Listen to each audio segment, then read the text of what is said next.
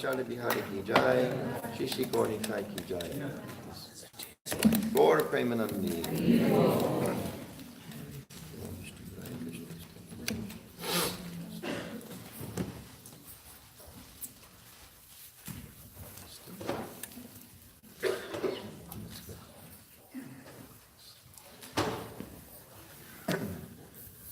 Hare Krishna. Hare Krishna. So, listening to a lecture the other day, Prabhupada started, I think it's a nice sentiment. He said, thank you all for participating in this Krishna consciousness movement.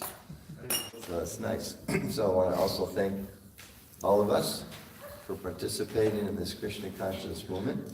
Also appreciate the opportunity to speak in this beautiful new temple room. I was here just a few weeks ago for the opening.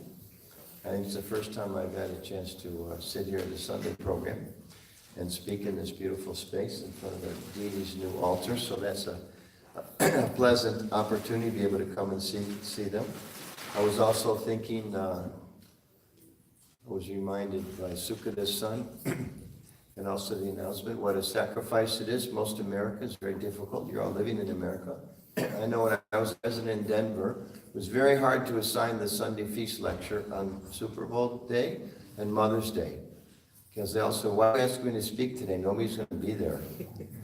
But I was thinking, this is a very exceptional crowd. Obviously, you're either very spiritual, so you passed by the opportunity, or you're just really unhappy because you're not there this year.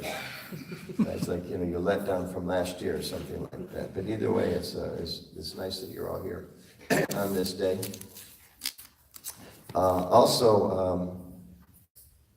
I want just to briefly, a couple things. One, I want to introduce Jai Krishna. You mind just standing up for a second? This is Jaya Krishna Das, who is, many of you, we're so close, many of us go to New Vrindavan. Raise your hand if you've been to New Vrindavan. Okay, almost, pretty much the majority of it. So New Vrindavan is a beautiful ISKCON community in West Virginia. Jai Krishna Prabhu has been the president there for the last 7 years.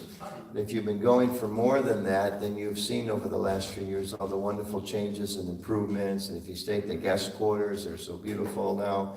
They've been doing a lot of work on Prabhupada's palace and on the grounds and on the guest houses and on the meeting rooms and so many other things. So Jai Krishna has been in charge there for 7 years. And now he's very kindly agreed to take up the role, what's called as a regional like secretary for the temples that I oversee in my governing body commission role in the East Coast and also in the Midwest. So he's got a lot of experience. Previously, he also was the executive director of the Bhaktivedanta College in Radhadesh, which is the first accredited Krishna college in the world. And so he's agreed to come and help us move our community forward, move our temple forward, particularly help us in kind of strategizing and organizing, because he brings both the professional expertise and also his experience, his devotional experience. So this is his first visit here. So let's officially welcome him. I think it's it was a 7-hour drive or something?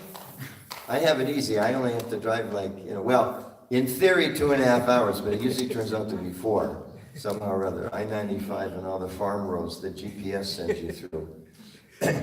I probably could have stopped and milked a few cows along the way on the route that they sent me on this last time in that storm the other night. Anyway, very grateful he's here, and as I mentioned, he's going to help us kind of organize and strategize and help plan our community better. Also, I want to announce, I think I've got the dates. Is Sankita here or Vamanadev here? So is it just after Memorial Day? I want to announce His Holiness Giriraj Swami is going to be coming here. It's a ways away, but I just want to announce it. It's just after Memorial Day. He's going to be coming here for Monday evening. Is it Monday? It's two evenings. I'm not sure. I think it's Monday and a Tuesday, so he'll be coming. And those of you that don't know Giriraj Maharaj, or those of you that do, he's one of the most senior disciples of Srila Prabhupada. He's a sannyasi, also initiating Diksha Guru in our society, and he has wonderful historical pastimes that he spent so much time with Prabhupada, and he's a very saintly person. So he'll be coming here, so that's something to look forward to. And I also want to just briefly mention on behalf of Balabhadra Prabhu, who those of you that are regular participants here, we know we do not have typically our ISKCON structure, many corporations, but Prabhupada also put this in place to have a temple president who, in most ISKCON communities, we have a temple president who either lives in the temple proper or these days often doesn't live in the temple but lives very near the temple. So we have a temple president that has so much potency he can live in Atlanta as in Georgia and still help guide us. So there's some advantages of having him here and some disadvantages that he does live so far away. So he particularly wanted me to announce, and I also want to announce that, as we know, we're in this interim stage of not having a temple president living nearby directly at the community. And I've asked, we have a temple support committee who's helping to oversee management and so many things. So in this time of not having a temple president, just like to ask everybody to please try to cooperate. We know we have different committees with different kind of responsibilities. And just like to ask everybody to try to work together in a cooperative way. And as I mentioned, Jai Krishna is here. We're trying to look at overall the longer term strategies. But in the meantime, we have those committee members, Nitai Priya Mataji's there, Vishnu Gada, Prabhu Sukada, Sangeeta, Jagannath Priya, and Krishna Kirtan. Krishna Kirtan's still here, or did he hand back to Philadelphia? To Delaware. Okay, anyway. So they're there, so please cooperate. It's an important thing for us all to do. So, I actually wanted to read 2 different sections of scripture and a little Leela tonight. I think appropriate, some theme that kind of crossed my mind. I live in Washington, D.C. We all know Washington, D.C. And this is described as Kali Yuga, this age of what? What are the 2 terms we use? Age of? Quarrel and hypocrisy. We know, except if you're in Washington, D.C., where everything's based on love and trust, right? We all know that. If you follow the news, you know there are such loving relationships there that they even decide to give all the government employees 35 days off just out of the kindness of their heart. And then some of them get paid eventually. So, I mean, just this very kind environment where I live, okay? But in other parts of the world, sometimes the symptoms of Kali Yuga come in. So I thought it'd be nice to kind of talk about how do we counteract, how do we become less affected by the negative energies, culture, nature of things around us in the society at large, and become a little insulated from those effects. So I wanted to read a couple things, one from Bhagavad Gita and then a little bit from Prabhupada Leela, the biography, authorized biography, many, many biographies now, beautiful books about Prabhupada. So start with this, end of Bhagavad Gita, chapter 18, entitled The Perfection of Renunciation, 2 or 3 verses from the very, very end, the perfection of renunciation. Read this one text. Manmana bhavamad bhakto madhyaji mam namaskaru mam vaishyasi satyam te pratijane priyo sine. Krishna says, always think of me, become my devotee, worship me, and offer your homage unto me. Thus you will come to me without fail. I promise you this because you are my very dear friend. And the verse just before this, he says, because you are my very dear friend, I'm speaking to you my supreme instruction. There's so many instructions in there in the Bhagavad Gita, but then at the end he says, this is my supreme instruction, the most confidential knowledge of all. Hear this from me, for it is for your benefit. 1866, most famous verse, perhaps. Abandon all varieties of religion and just surrender unto me. I shall deliver you from all sin-free actions. Do not fear. Then he says, 2 more verses. For one who explains the supreme secret to the devotees, pure devotional service is guaranteed, and at the end he will come back to me. There's no servant in this world more dear to me than he, nor will there ever be one more dear. So, here Krishna is explaining for our benefit. So many people in the world, they're aware of Bhagavad Gita. Sometimes they go to the American Academy of Religion, and sometimes there's conferences on Bhagavad Gita. And it's interesting to see the scholars of Bhagavad Gita who are Vaishnavas oftentimes become frustrated with the non-Vaishnava scholars of Bhagavad Gita because of the different emphases. And oftentimes they'll point to the 5th chapter of the Gita, the 3rd chapter of the Gita, but they don't necessarily want to go. In fact, I was just traveling in India. I like to look in the bookstores in the airport. There's always a few new translations of Bhagavad Gita. There's a few new ones now by some world-famous teachers, and they only go to the 6th chapter, or the 7th chapter, or the 12th. They don't want to go to the end for whatever reason. But when you go to the end, it's really clear. Krishna says, well, here's my opinion. You become a devotee. Become a devotee of me, and you'll actually attain the highest goal and become happy. So this is the conclusion of Bhagavad Gita. And he says he's telling this to Arjuna because he's his most dear friend, and he's sharing the same information for us.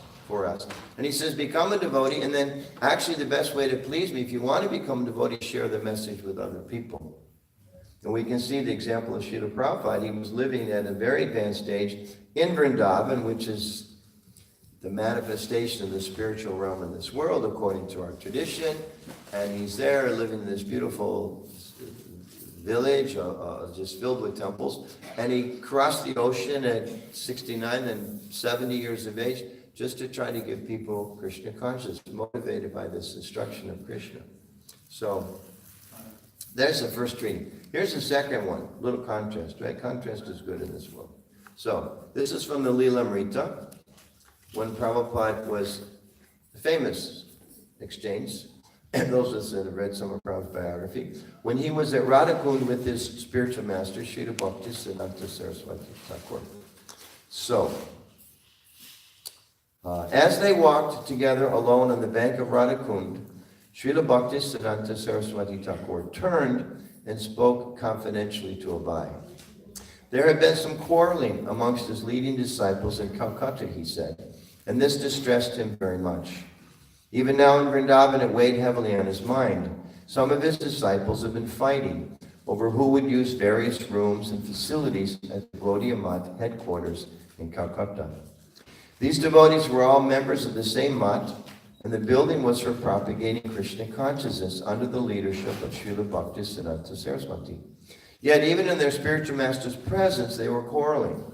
Brahmanas and Vaishnavas were supposed to be free from envy of any creature. What to speak of envy of one another? If they were to fight now, what would they do after their spiritual master passed away? Abai or Srila Prabhupada had no part in these matters and did not even know the details or who was involved. But as he listened to his spiritual master, he also became distressed.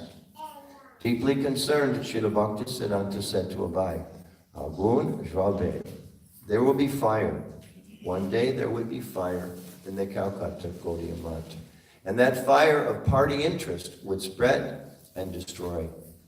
Abai heard but did not know what to make of it. Srila Bhaktisiddhanta had fought so long and boldly to establish that anyone of any birth could be elevated to become a Brahmana, a sannyasi, or a Vaishnava. But if his followers became contaminated by little wealth and the desire for prestige, thereby showing themselves to be still low-class men, despite their training and purification, then his mission would be disrupted. If in the name of religion they became attached to ease, position, and prestige, it could only mean that they had failed to grasp the teachings of their spiritual master. This is a quote from Srila Prabhu. He was lamenting that these men are simply after the stones and bricks of the building. He condemned. He was very, very sorry.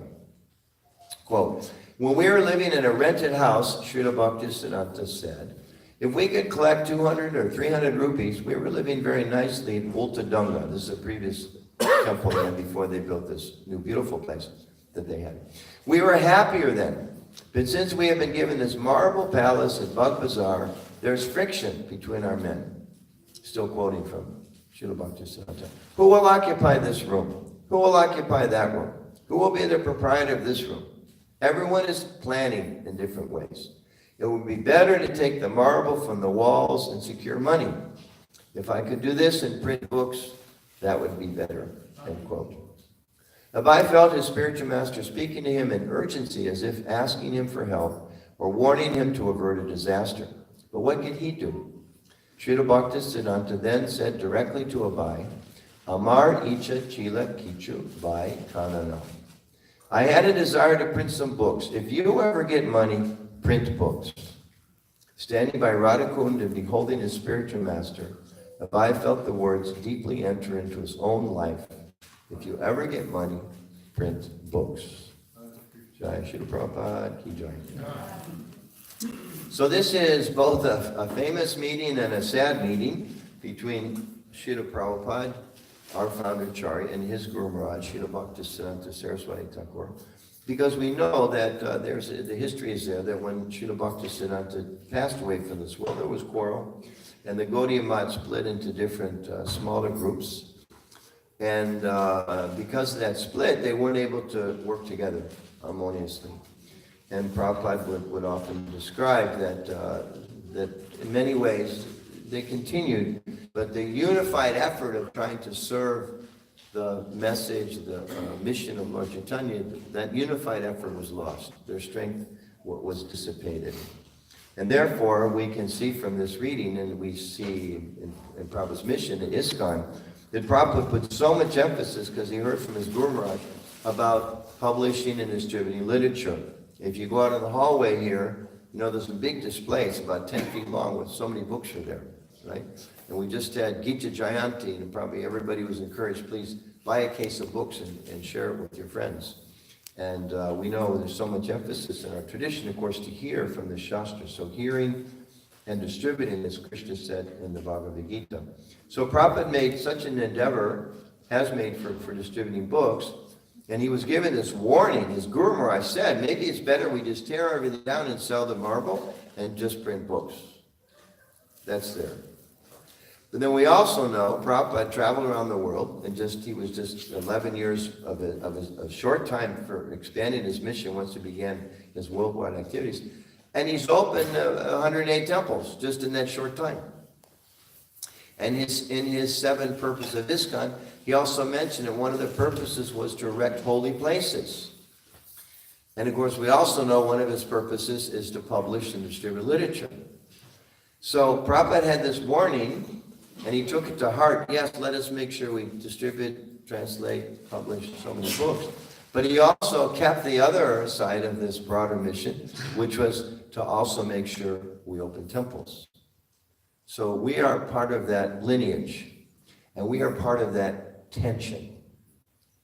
We have our grandfather guru saying, better under certain circumstances, you tear down, we don't have any marble, we might have some marble. But if we took the marble out, we'd have a hard time selling it. I think it would get kind of ruined in the process. So in one sense, we have so many instructions from Prabhupada, just like we know we're inspired by Prabhupada, all of us, to help build this beautiful temple. We know we're building this very big temple in Mayapur, right? We get the reports, you can go online, see so much information about that temple. Anybody been there recently in the last year? Okay, just one or two of us. Try to go. It's so inspiring, and it's becoming so, so beautiful.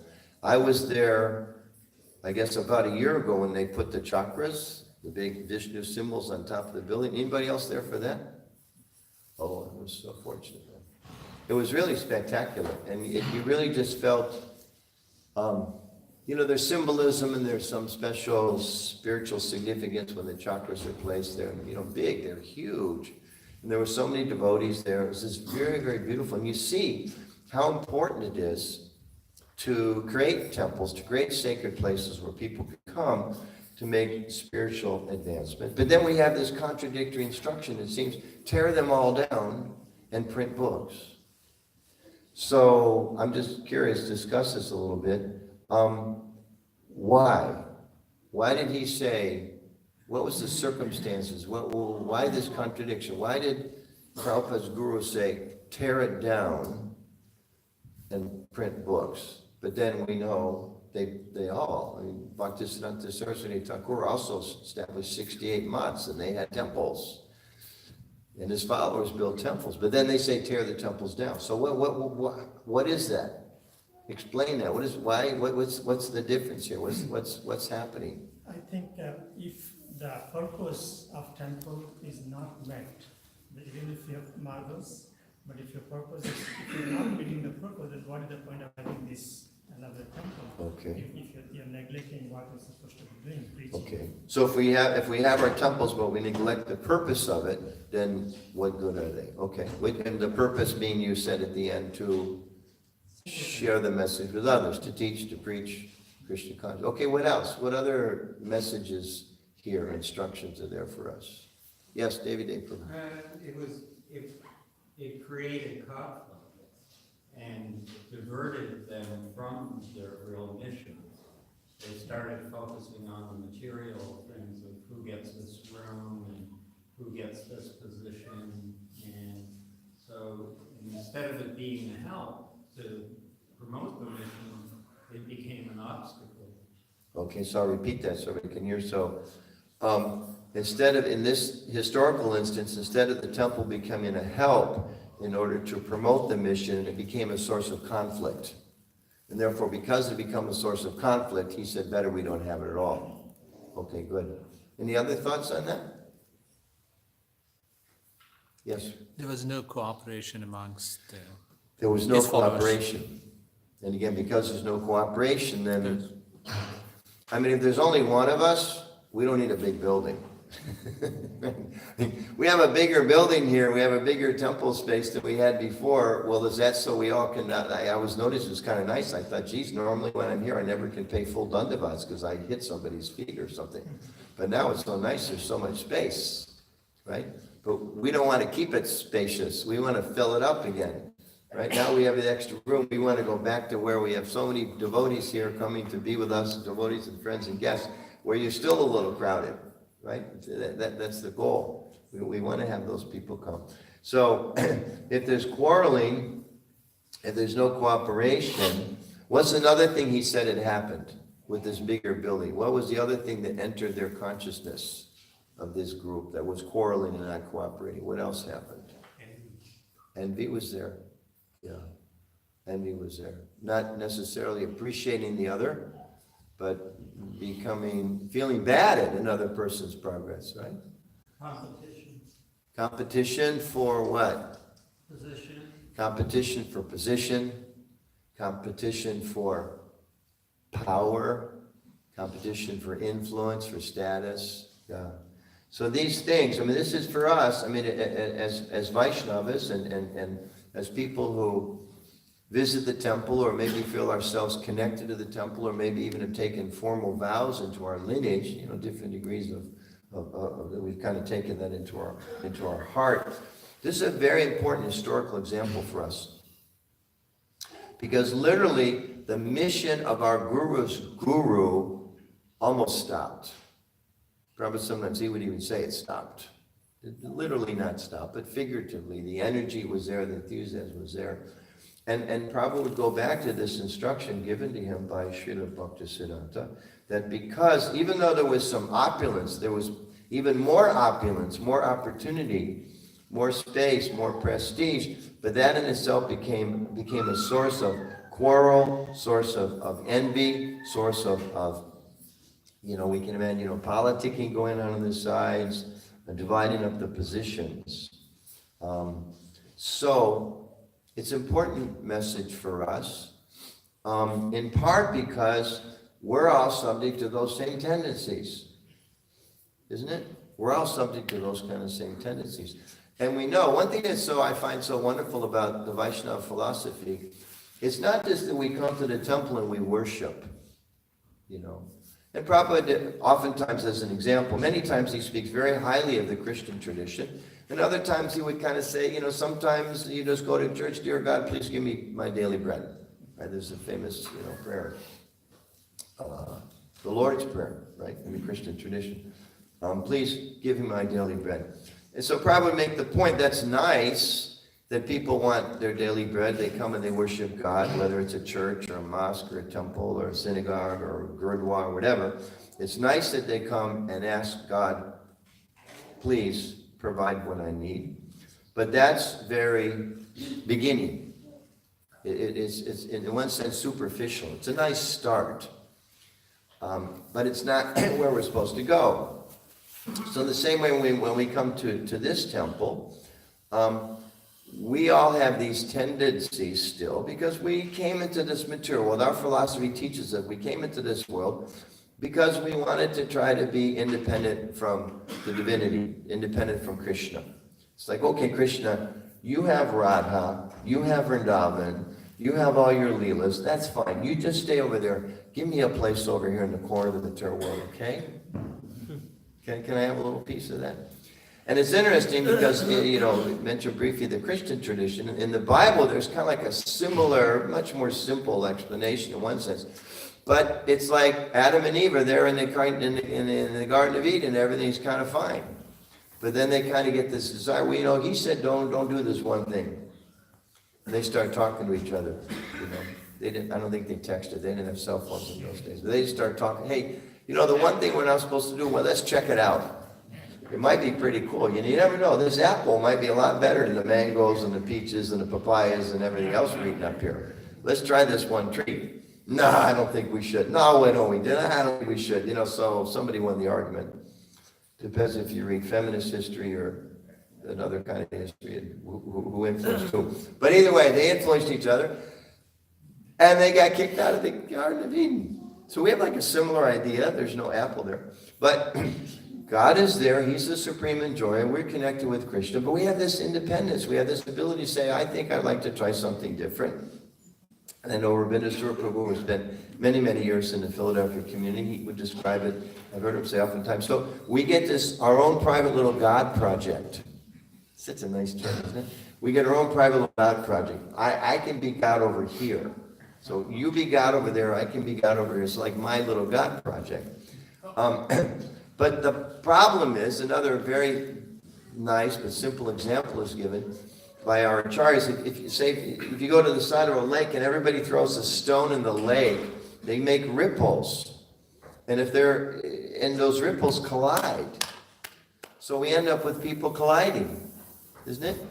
Somebody wants to lift up whatever, let's hooray for Mount Airy, and let's, have the sewage should all run into some other part of town. Or, there's a certain amount of money, some of us here work for the city, Philadelphia, like, okay, we want to fix our roads over here in our neighborhood, but maybe there's not enough money for your neighborhood. Oh, that's really too bad, but we need it for our neighborhood. The competition comes. But the example is given, if we all put our stones in a pond with the same center, then everything works very nicely. All the ripples are harmonious. And as we practice our Krishna consciousness, we come to a practical experience of that. We gradually start seeing ourselves not see other people as competitors as much. You know, it's still there, it comes up.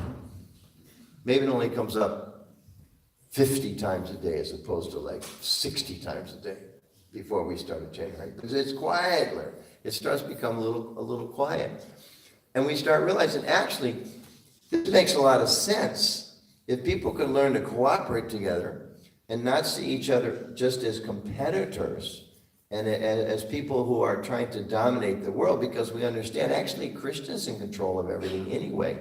And there's no need for me to try to quarrel or try to position myself. And these things actually are good for me. So at least theoretically, we start understanding that sounds like a much better way of life. Now, there's a lot of people in the world, frankly, if you try to tell them, you know, we should all learn how to live in a harmonious way, and they'll tell you to use some of the sophisticated language that the politicians in my hometown throw around these days. You say, yeah, we should all learn to live harmoniously. They'll say, you're a sucker. That's naive. It's foolish. The strong guy's got to win. And we see that around the world today. There's this resurgence of kind of, you know, strongman philosophy, everybody for themselves. But we stand opposed to that. We're opposed to that. We believe Krishna's a friend of everyone. He's not the God of the Jews. He's not the God of the Hindus. He's not the God of the Christians. He's not the God of the Vaishnavas. He's not the God of the Muslims. He's not the God of the atheists. He's everybody's supreme Father, source, friend. He cares about everybody. And therefore he wants everybody to learn how they can get along together. But we live in this world where we've kind of made this choice. We have made this choice, our scripture teaches, to try to live separately from that cooperative environment. And therefore we come here where everybody's competing over the limited resources of material energy. And we all know, even if you get so many things, that eventually you still feel like something's missing. Described in the Bhagavatam, even we satisfy all our desires if that was possible, and still it's described a pinprick. Something's missing. And what's missing, as Krishna said in the 18th chapter of the Bhagavad Gita, is to be able to connect with him. People are thinking, well, if I become the president of the company, I'll be happy. No. If I can marry the most handsome man in the world, I'll be happy. No. If I could have the most beautiful girlfriend in the world, no. Because as soon as she's your girlfriend and some other guy walks along who looks just a little bit more handsome, you're in big trouble. So there's not much security in that position, right? So fear also comes along there too. So we have these tendencies. We also tend to quarrel. We also tend to be thinking about our own position. Part of it, interestingly, comes naturally because we're not very secure, isn't it? If you know everybody around you is trying to make a position, and I know recently the other night we had a home program at Kavaya Prabhu's house, and a question came up that comes up a lot. How do you possibly practice this in the world? Because we live in an office, or we live in an environment. I'm on a construction site, and it's like every man for himself, every woman for herself. You got to try to climb up. So it's an interesting question, how we can practically apply that. But here, at least, looking at this overriding principle, these verses in the Gita, Krishna tells us how do we deal with those tendencies within ourselves. And he's explaining, if we focus on him, our minds thinking about so many things. The culture around us is pushing us towards so many things. Our work environment may be pushing us to think about different kind of things and act in specific ways. But he says, offer your obeisances unto me, remember me, think of me, become my devotee. Make him the center, which we can do even in the workplace, especially at home and in our car and in our families and our financial planning. Everything we do, there's ways to bring Krishna to the center. And when we focus on Krishna, and also, as he describes in these other verses here, when we focus on giving Krishna, then it gets even more peaceful and even more happy. Because in part, when we try to help turn our hearts towards helping other people, all of our problems go from being really big to not so important. Just like sometimes I hear devotees kind of complain about, whatever the weather or this or that. And for myself, sometimes I think, just a material example, I think, well, I could be in the middle of the Mediterranean Sea trying to escape from persecution in Syria. I don't think my problems are so big. You know? Or sometimes we all have an opportunity to visit a hospital. Sometimes people struggle with very difficult diseases. I had a friend, Catholic priest friend, who just had a heart attack a couple weeks ago. I may be thinking, oh, you know, I'm in my 60s now, I don't bend as easily as I do, I can't pay basis, I can grab a hold of something. It's like, okay, I got a few little problems here or there. Not compared to people that are in hospitals, had a heart attack or had a stroke or so many things. So even materially speaking, to see like that. And it's described also from a transcendental perspective. It says in the Shastra, when we become Krishna conscious, the ocean of material problems, and just imagine the vision of the pure devotee sees like this. The ocean of material problems shrinks down to the water in the hoof print of a calf. Not even a bull. A calf. That's little. The whole ocean of problems shrinks to that small. And as Prabhupada said, wherever there's teaching, as Krishna advised too, wherever we're actually filling our hearts with trying to share Krishna with others, he said, where there's preaching, there's life. Spiritual life. And if we don't focus on helping others, if we don't focus on seeing this big building is really beautiful, but it's not about, who's controlling what, who's doing what, who's in this position, that position. Now, others may think whatever they want, but, we're personalists. I'm a person. So when I read the Bhagavad Gita, I can remember sometimes, like, I lived in a temple for years, and Bhagavatam class every morning. I was always amazed at how the other people in the class just didn't get the message. Because it was so obviously about them. Somebody gave a class about how we have to be humble, and I think, yeah, she is so puffed up. I hope you're hearing this class, Mother. And then somebody gave a class about being enthusiastic. I would think, wow, this one's about you, Prabhu. Just right now, you're falling asleep right now, aren't you? You're supposed to be enthusiastic. And then somebody gave a class about serenity, and I said, well, that's for this guy. See, they're trying to deflate it, right? And maybe at some time I woke up a little bit and thought, well, maybe a little this is about me. Nah, no, it's not about me. I'm not envious. I'm not critical. I'm no quarreling. I'm surrendered. I'm listening to your class right now. That's pretty surrendered, isn't it? See? Like that. So we shouldn't think like that. That won't help us. We should think, as Krishna told Arjuna, because you're my dear devotee, my friend, I'm giving you this information, so here's what you should do. You should surrender. So we should try to feel like that. So how can I apply this? So when we hear about these issues about being critical and being judgmental and how these devotees, great devotees, these were sannyasis, these Gaudiya people that were quarreling, these weren't like, Sunday feast guests. These were senior members in this mission, and it affected them. So we have to be very, very careful about how it can affect us. And they were so powerful that Bhaktisiddhanta said, let's sell the marble. It becomes so bad. So we don't want that. We don't want to sell the marble. We want to add more marble. Sometimes they build temples, and then even churches, they put marble on the front, and then they put more here, they put more there. So even our new building here, we got a lot more work to do. We got to fix up the downstairs. Anybody notice the building on the left, the building on the right, they need a little work? I know the neighbors across the street mentioned it a few times. I've never talked to them, but I've heard from people. So, there's more work to be done here. And we don't have a building filled up. And we don't have, Prabhupada said there should be a set of Bhavatams in every house. So I think there's probably a few houses right in this block that don't have that yet, right?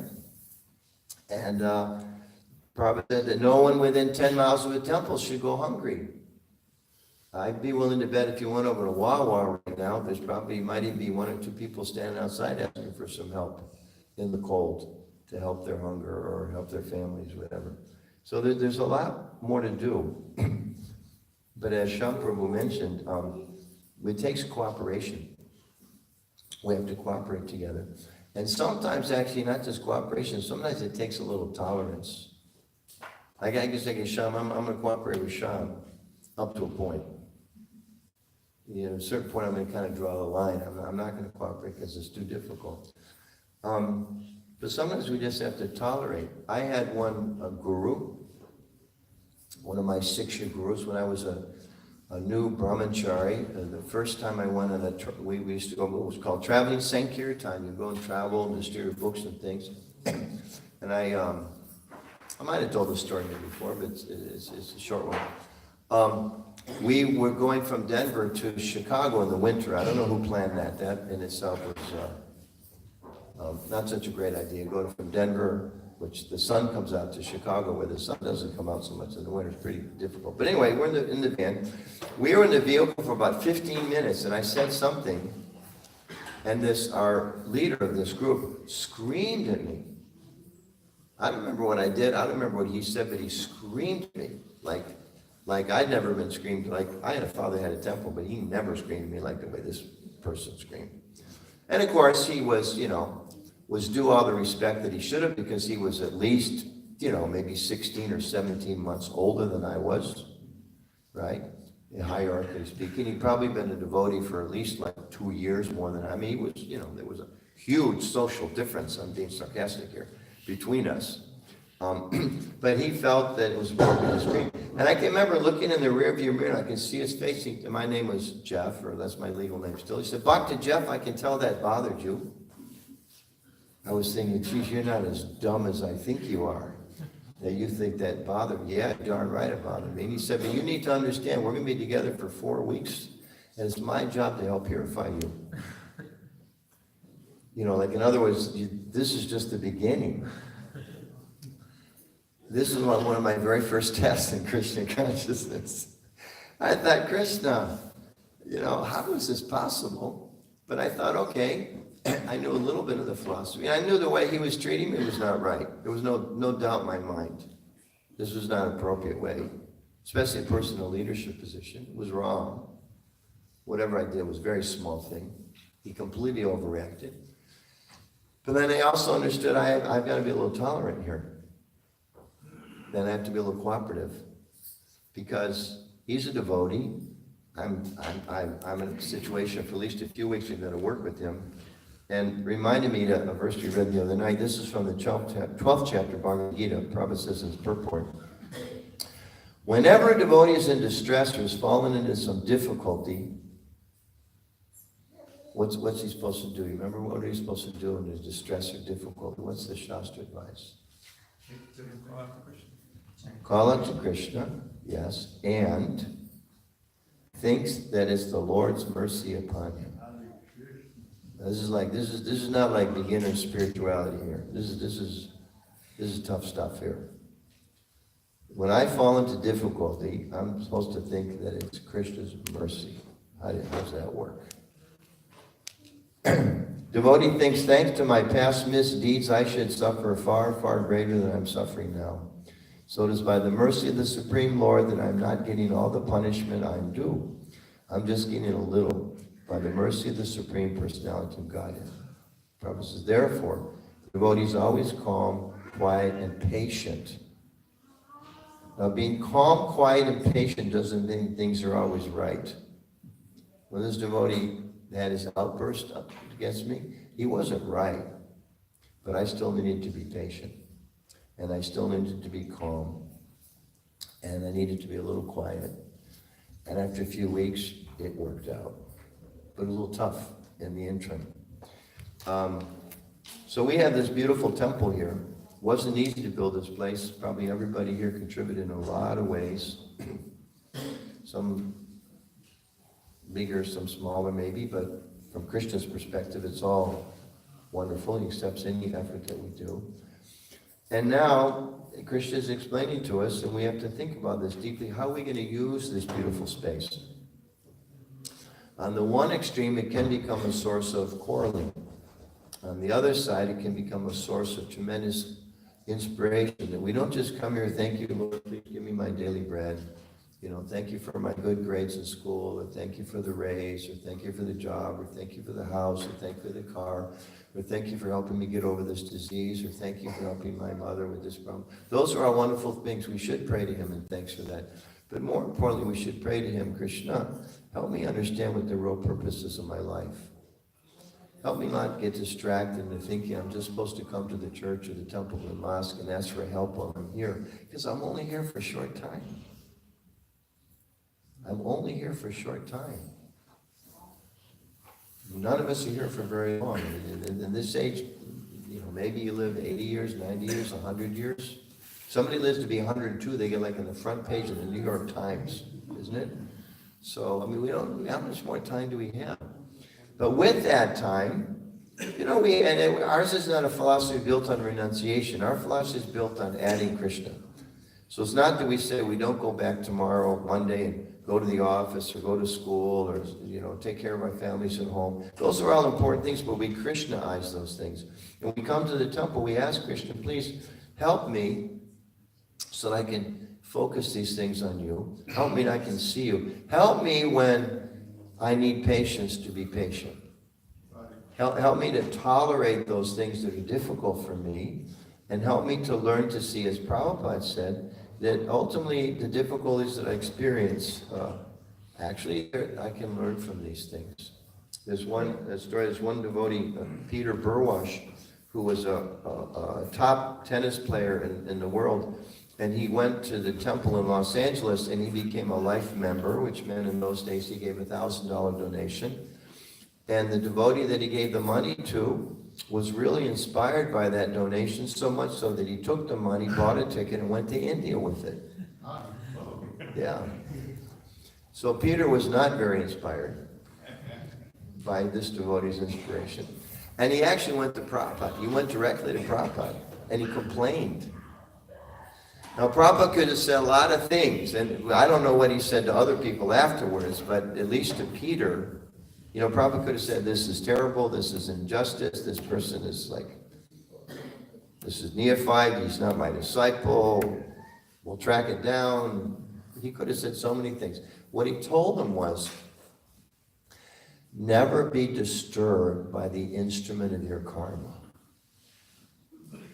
That's a pretty, guru means heavy, right? That's a heavy instruction. Never be disturbed by the instrument of your karma. And the thing is, as devotees, we know ultimately this world's not about karma. We don't have this vision that, Krishna's there. There he is with Radha. He's playing his flute, right? Sometimes you see images in religious literature, God's sitting someplace and he's kind of like the emperor, okay, heaven, hell. Heaven, hell. In our mind, he's not the supreme judge. He gives that out to somebody else. He's the supreme majority. He's the supreme friend. He wants to bring everybody else. So bring everybody back to him. So in that sense, whenever there are some difficulties, devotees think, one, not only is it maybe, or it is something, do what I've done in the past. More importantly, I meant to learn from it. That's the most important thing. I'm actually meant to learn. The whole world we understand, the happiness, the distress, the higher situations, the lower, it's all meant ultimately to help us learn. So therefore, when problems arise in our lives, when there's conflict or quarrel, then we should ask, as near the end of this talk here, leave everybody with this point, that someone makes difficulty for me. A true lover of God, and we want to become lovers of God, sees everyone connected with Krishna. There's no one who's not connected. The atheist is a beloved son and daughter of Krishna. The materialistic person is a beloved son or daughter of Krishna. Everyone's connected with Krishna. The lower species is connected to Krishna. I don't like spiders. They show up in where I live now. I try to catch them and not hurt them, but I don't really like spiders. My natural instinct is to there's that one cartoon character, the cat, likes to crush spiders all the time. But it's I'm trying to be a devotee, so okay, this is a spider. I should try to rescue this really grotesque looking little creature that would bite me in an instant if I had a choice, but he's part and parcel of Krishna. What to speak of human beings? Human beings are all devotees of Krishna, just a little forgetful. So when some conflict comes, especially with devotees, but in any situation, especially with devotees, we should try to think, how can I help this person? How can I serve this person? A lot of times we run into people, maybe they're a little short-tempered with us or this or that, whatever, in the office, whatever. We should try to think, well, what is in the background maybe? I can't see maybe what difficulties led them to deal with me the way they are right now. I may not understand, but how can I serve this person? How can I try to help this person? And even more importantly, to ask ourselves, what am I meant to learn here? What can I learn? Like when I was in that van and that devotee was yelling at me, I don't know if I thought about it then, but I've certainly thought about it since. What is I meant to learn in that difficult situation? There's some lesson to learn here. Whatever difficulty we face, there's some lesson. What am I meant to learn here? How can I become a better person? How can I become a better mother, a better father, better employee, or better citizen? Ultimately, better devotee. What can I learn here in this situation? And if we think like that, then that's a big part of what it means, as Krishna said, to think of him always, to see everything in relationship with him. Some difficulty comes, oh, this is coming from Krishna. Some opportunity comes, oh, this is coming from Krishna. How can I let it connect me with Krishna? Some challenge comes, some interpersonal tension comes. This is also coming from Krishna. How can I be a better servant in this moment, and what can I learn from it? So, just to summarize a few points here. Krishna's the goal. We should always keep in mind Krishna's the goal. Read that in Bhagavad Gita, 18th chapter.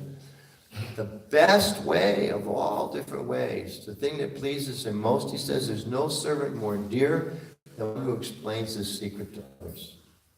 So according to whatever our capacity is, let's be part of that team to try to help share this message with others. The purpose of this temple, this beautiful temple that you've all built, the purpose why the deities even come and appear before us is to give people the opportunity to take up to Krishna consciousness. So we should see like that. How can we bring others? Okay. At the same time, problems will come. Problems are always going to be there. Right? Adhyatmika, adhibhaudika, adhidivika, problems from the weather, problems from other people, other living beings, problems from my own body and mind. But if I can remember as a devotee that I need to try to always be of a cooperative spirit, I always want to try to be a servant. Whatever difficulties are coming, my karma is there, it's a factor there. So let me try to see that, not to blame others, but to see my karma is something to blame. And most importantly, what can I learn from this? And if we're thinking like that at every moment, what can I learn? Then the nature of our relationships really transcends.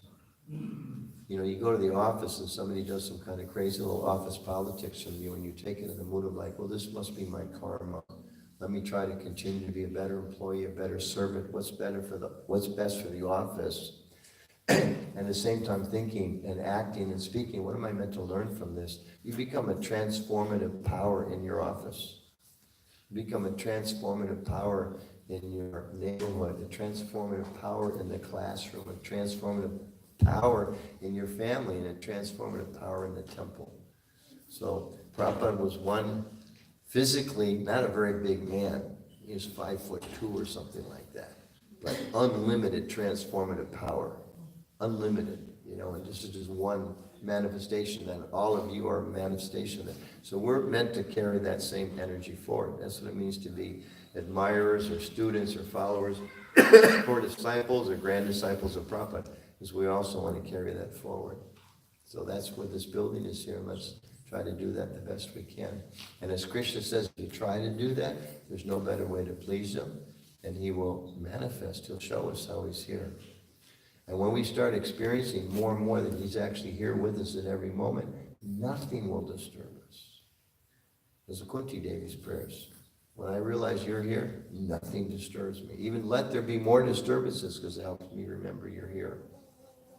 So such a powerful thing. There's just a couple minutes left. If anybody maybe a comment or question anyone might have.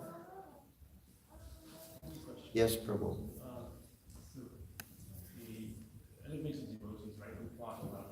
The elevated devotees. I mean, what is the resolution in that? Is there anything we can learn from it? Because we see In this particular history? Right. Well, the main thing for us to learn is let's not quarrel. And let's remember who owns the place. And that this temple, I mean, you know, maybe I gave $1 million to build this temple. Who gave me the $1 million? Krishna. So he's just kind to let me help him. So I think Prabhupada specifically, and he taught, you know, he shared this history with us, not to be critical, but to remind us, especially important how it is to cooperate. You know, and again, it doesn't mean it's always easy, and it does not mean the other person's always right. It doesn't mean you're always right, but sometimes you have to, like, when I'm in this car, this guy was wrong. There was no justifiable reason at all, but there was a little higher purpose, so I put up with it. Now, at the same time, just as a disclaimer, you know, we're working on North American policies on domestic violence, which are going to be released to all the temples in the near future. We should all be aware of those. It's not that because we're Vaishnava, at a certain point in time, you know, you tolerate, you know, physical violence against a person or, you know, those kind of things. It's not, you know, we don't go to extremes. But as far as myself, I should see how can I cooperate? How can I try to always be a servant? And also sometimes it means having faith. I've just been, like with Jai Krishna Prabhu as an example. And we know, look at an example here close to home. You know, we don't have a full-time or a temple president lives close by. In New Vrindavan, historical fact, we went through 7 administrations. As myself and Tamahar Malati were asked to be the GBCs there. We went through 7 different administrations over a period of about 5 years, and some of them lasted like 3 months. 1 or 2 of them lasted a day or 2. And finally, by Krishna's arrangement, he sent Jai Krishna. He was able to stabilize things, and now he's expanding. He's moving on to other things. But it was it was really tough. But it wasn't like we said, okay, I can't deal with this anymore. I'm going to give up. Or, you know, I refuse to work with this person because they're not the best situation all around. It's like, no, let's do the best we can, and Krishna will help. This is a practical example. Okay. Anything from the ladies' side? Questions, comments? Do you have any thought? You have a very thoughtful face. No? Okay. All right, so we'll stop there. Okay.